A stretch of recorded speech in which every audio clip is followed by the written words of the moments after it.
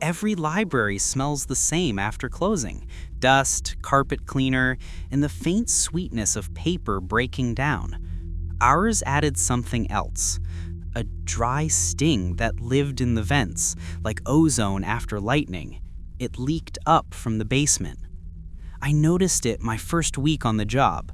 9 p.m., lights dimmed, patrons gone, and Miss Harlow, the head librarian, waiting for me by the freight elevator with a ring of iron keys looped through her fingers. "You drew basement duty tonight," she said. "Lock everything, write the hour, nothing more. The restricted stacks stay sealed. If anyone asks to go down after 9, you tell them that section's archived." "What happens down there after 9? "Nothing," she said, too quickly. She handed me the ring. The largest key was unlike the rest. Old brass, teeth worn smooth, tag etched simply with a Greek letter, Theta. "Last thing," she added, lowering her voice, "if the door opens by itself, lock it again." The freight car shuddered as it descended, cables humming like bowed strings.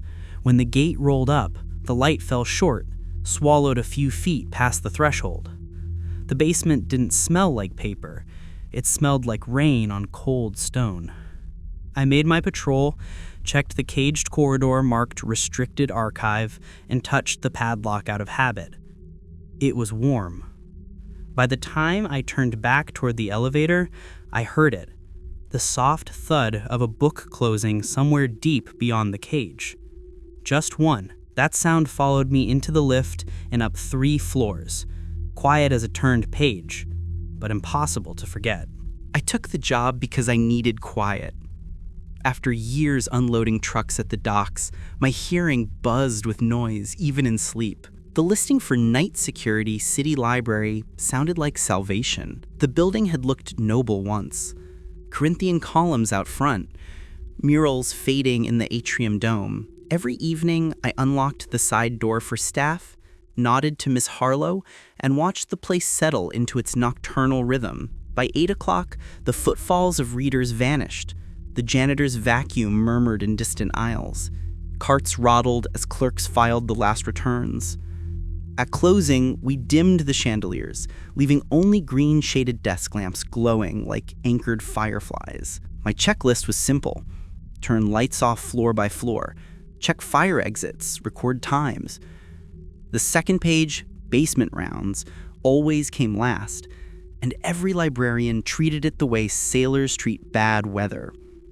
Acknowledge, avoid. Nothing but boxes and mildew, they said. Just sign the sheet. Still, the keyring dragged heavy in my pocket. The old brass one chimed deeper than the rest, as though metal remembered every turn it had survived. During the day shift, the library felt human. People whispering, fluorescents humming, the scent of coffee rising from paper cups disguised as water. At night, it belonged to architecture again. Breathing slowed lines of shelves, settling timber, the long exhalations of climate vents. Entire histories rustled in that air. Sometimes I thought I could hear breathing between the stacks. 3 weeks passed without incident. I learned where the floorboards dipped, where the alarm sensors clicked, when the motion lights blinked awake. I even started enjoying it. The isolation, the way midnight made the place intimate. Then small things began shifting. A cart I'd left by the circulation desk rolled a few feet overnight. Light bulbs unscrewed themselves halfway. The basement key never hung where I left it. Somehow it always rested at the top of the ring, cold and waiting. When I mentioned it to Harlow, she smiled too swiftly. "Old building," she said.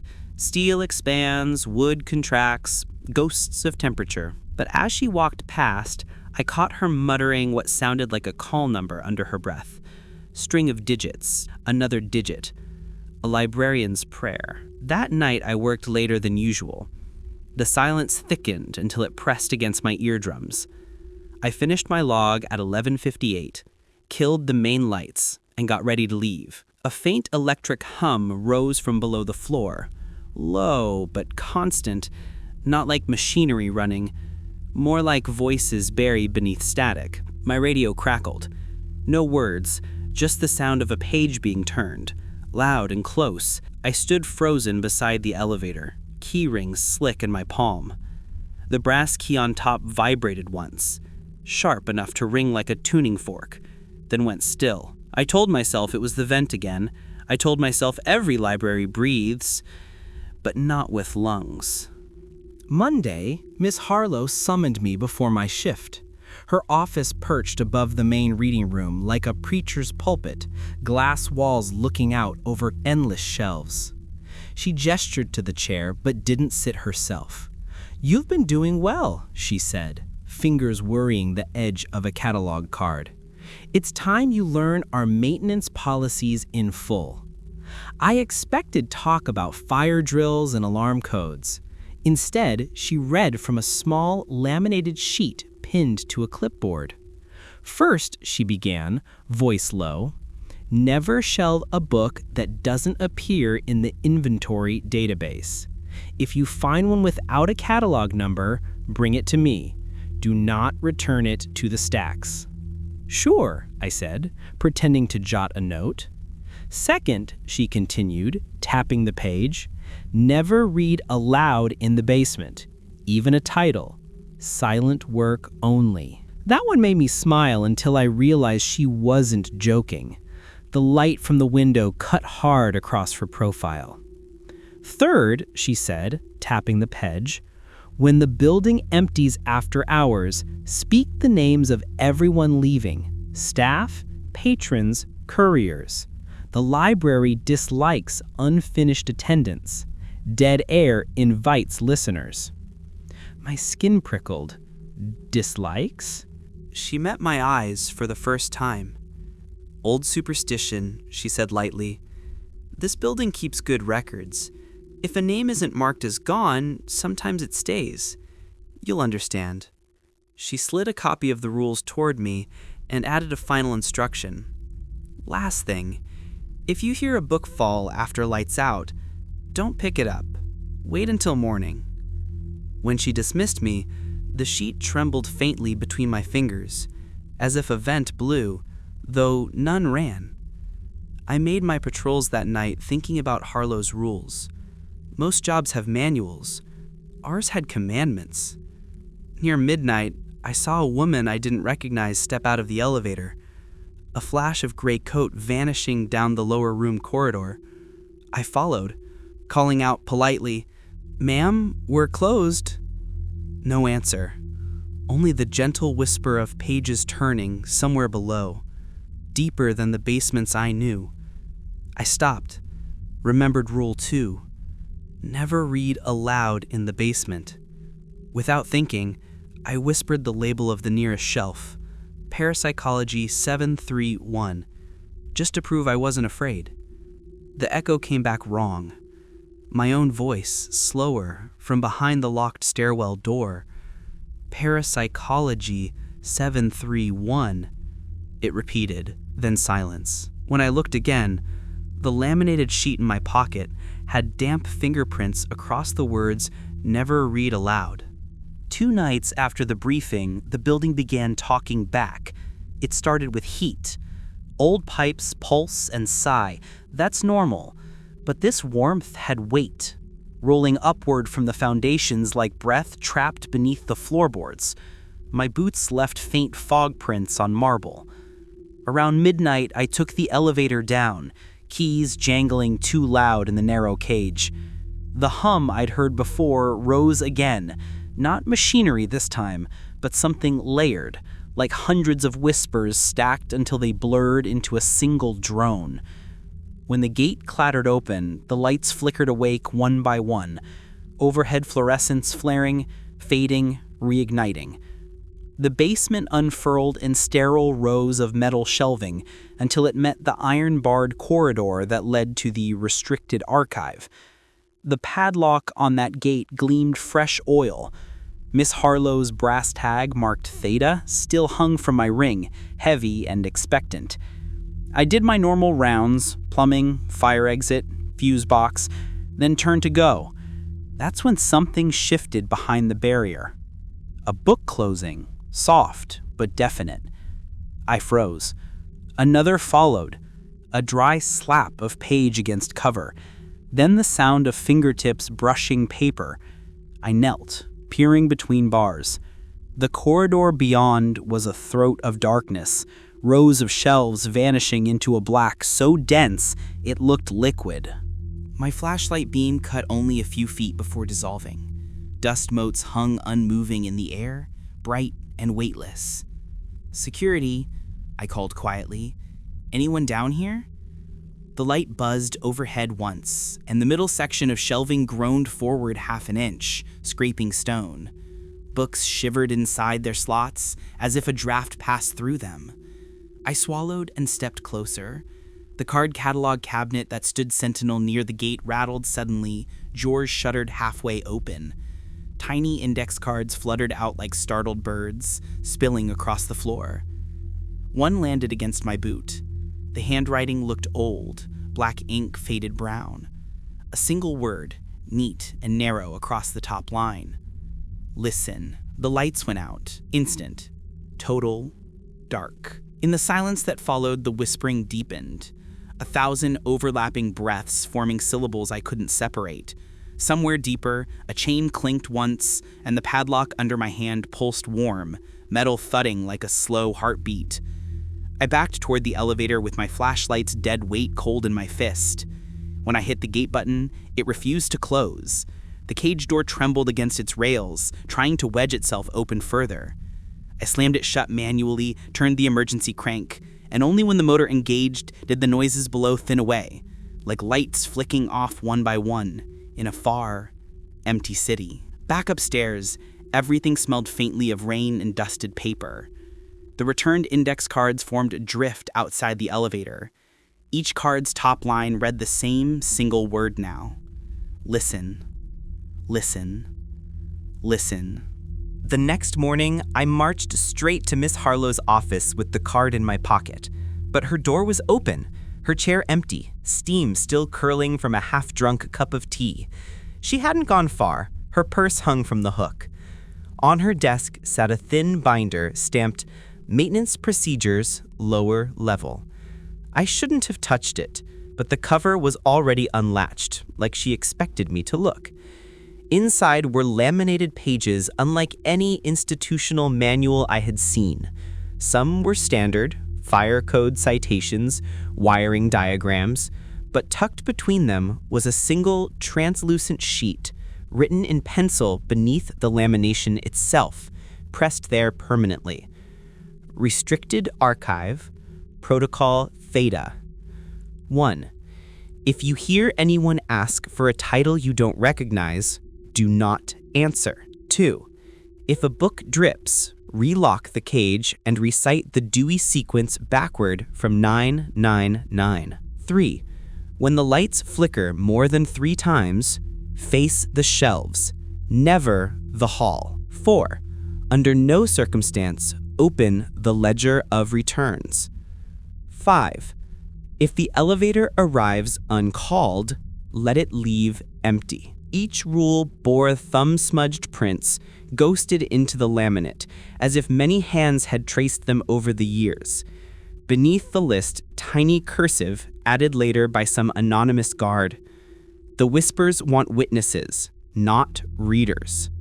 I copied the sheet into my log for formality's sake, but the pencil shook so badly the carbon tore through the paper. At dusk, Harlow finally appeared, pale and tight-lipped. "Did you touch the binder?" "I found it open." Her shoulders sagged.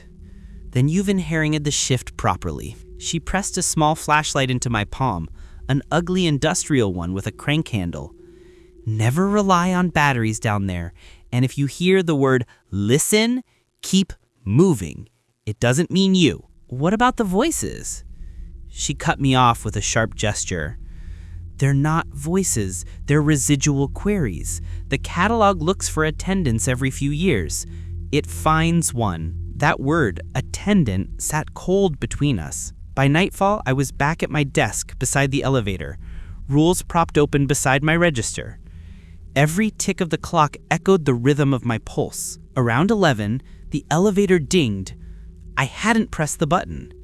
Inside, the floor indicator glowed theta. Rule 5. Let it leave empty. But as the doors slid apart, I saw movement inside. Sheets of old catalog cards swirling in slow circles, each stamped with a name I couldn't fully read through motion.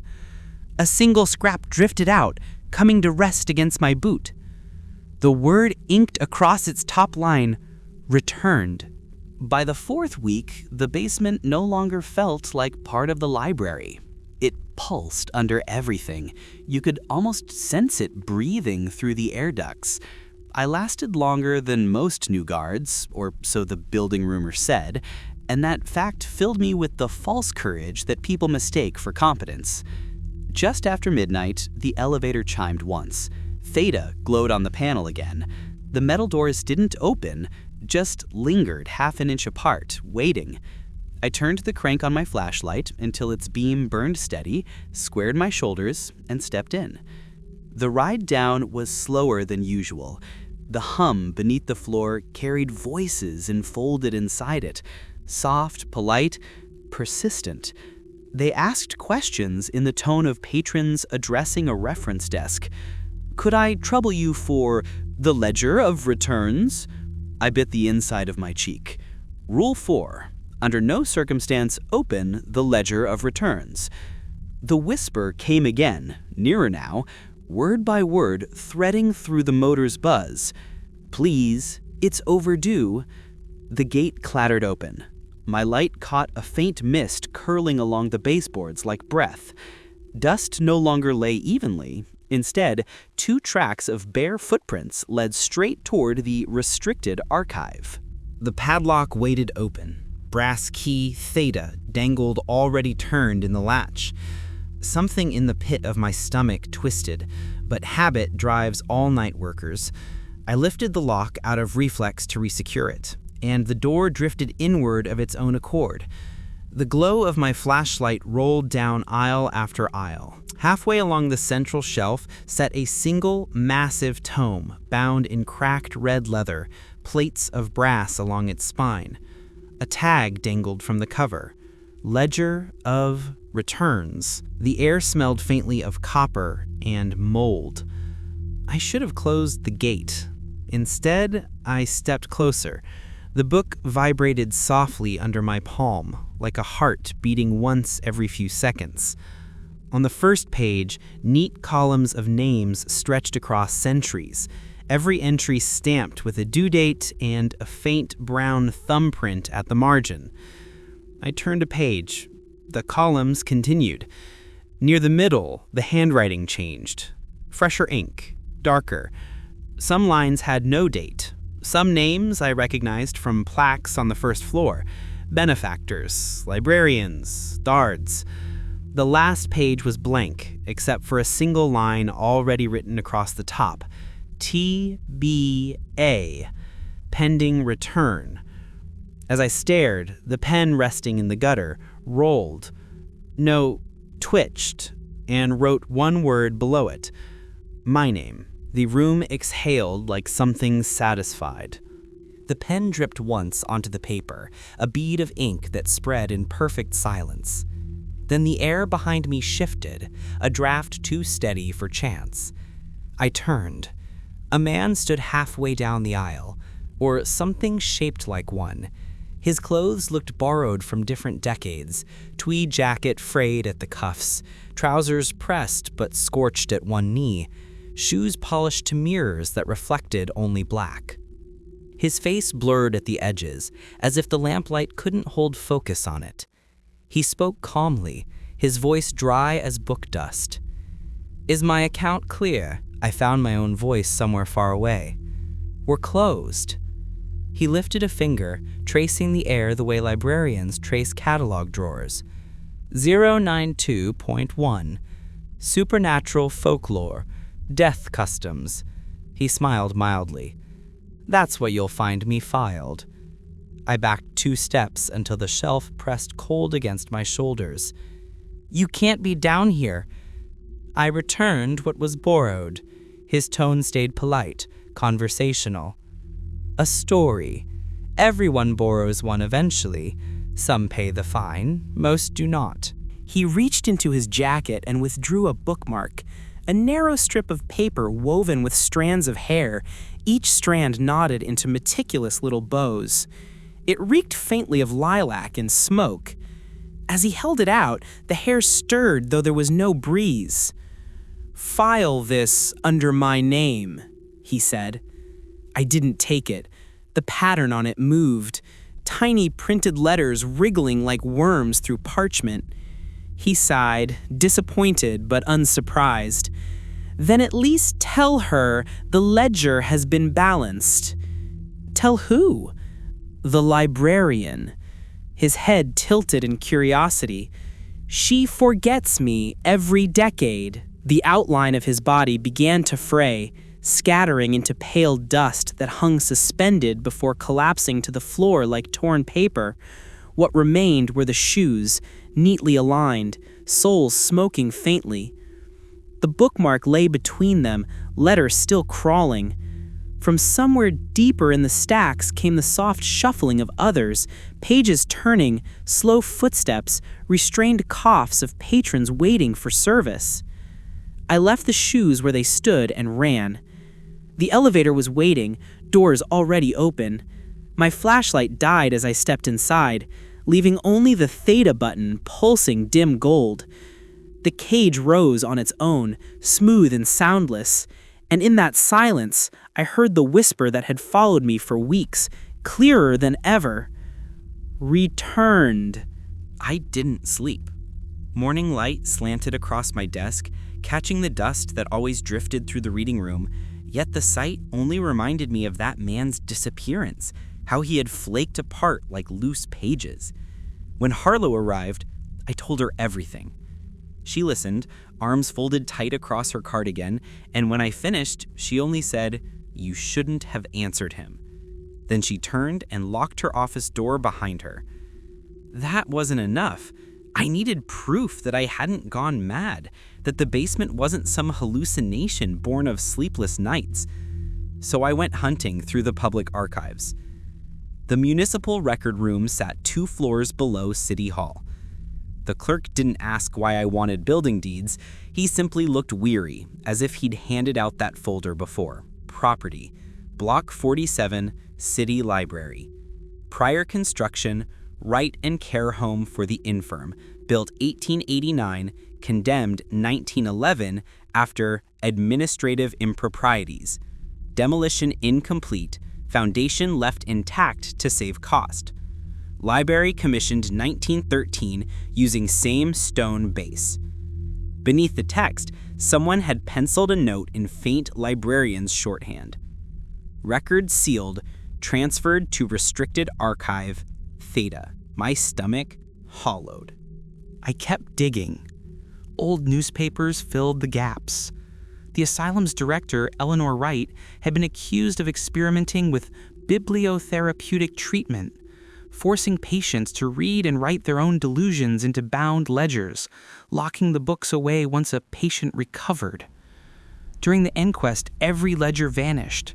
So did the doctor. When the library opened 2 years later, its first catalogers complained of phantom titles appearing in the inventory, books logged in handwriting nobody recognized, their call numbers prefixed by a Greek theta. The board replaced 3 head librarians in as many months before instituting the basement restriction. One article ended with a single glib line meant to comfort readers. Authorities assure the public that the remaining volumes posed no risk to patrons. I could taste the sarcasm baked into those words even a century later. By closing time that evening, the facts settled like stones. The restricted archive wasn't an archive at all. It was a holding cell for the doctor's ledgers, for stories that shouldn't have been written, stories that maybe never stopped being written. When I returned to my desk, Harlow's office lights were off. On the blotter, someone had left the brass theta key and a note written in her cramped cursive. Inventory tonight. All hands. Close the door behind you. I didn't know what inventory meant. Not yet. But the key felt warm in my palm again, and somewhere under the floor, I swore I heard the first whisper of pages turning in unison. Inventory began when the clock struck 9. No announcement, no meeting. Just a low vibration through the floor as every bulb in the building dimmed to amber. The computers blinked once and died. My radio filled with static that hissed in the shape of turning pages. Miss Harlow appeared at the top of the stairs, flashlight under her chin like an acolyte carrying a candle. "Stay by the freight elevator," she ordered. "If anything comes up that doesn't have a library pass, send it back down." Then she descended, the beam bobbing away until fog swallowed it.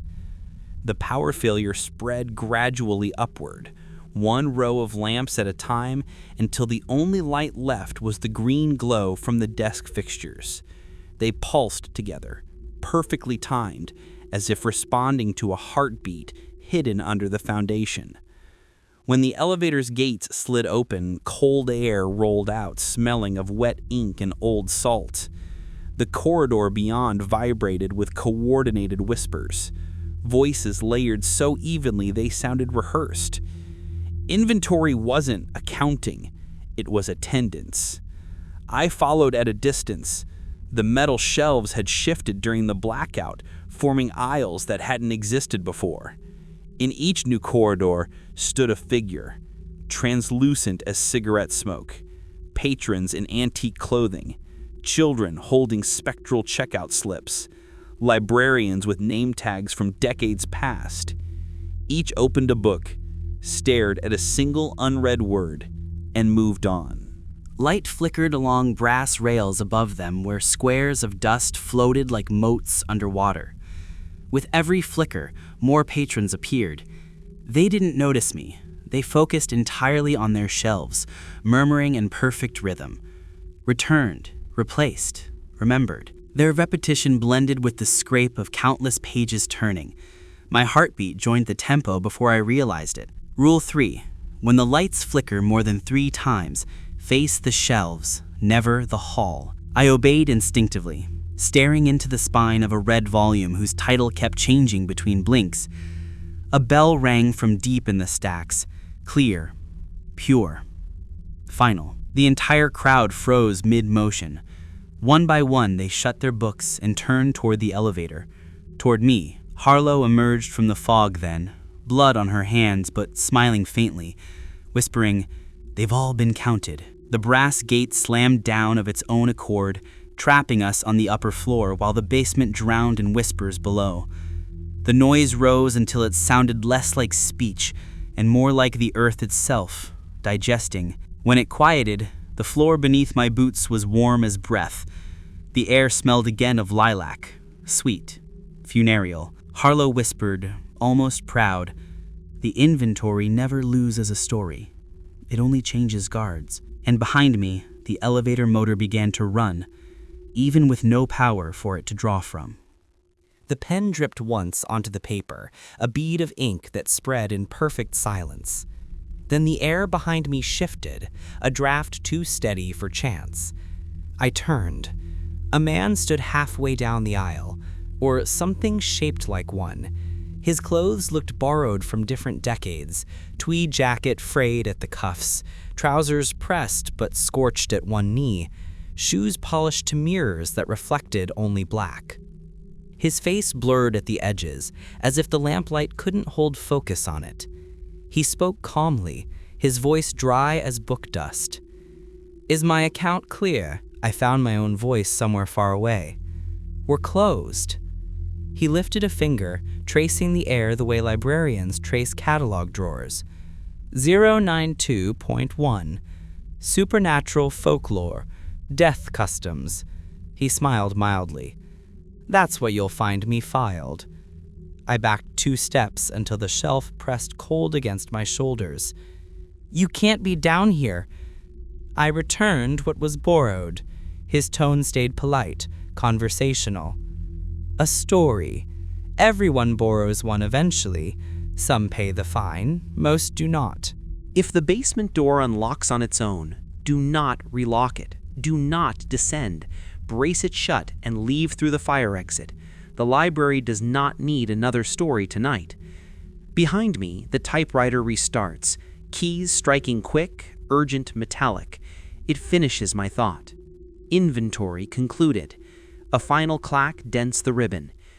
The silence afterward is immense, like the building exhaling. I pocket the key ring and walk out past the front desk, past the portraits of head librarians who watch every step.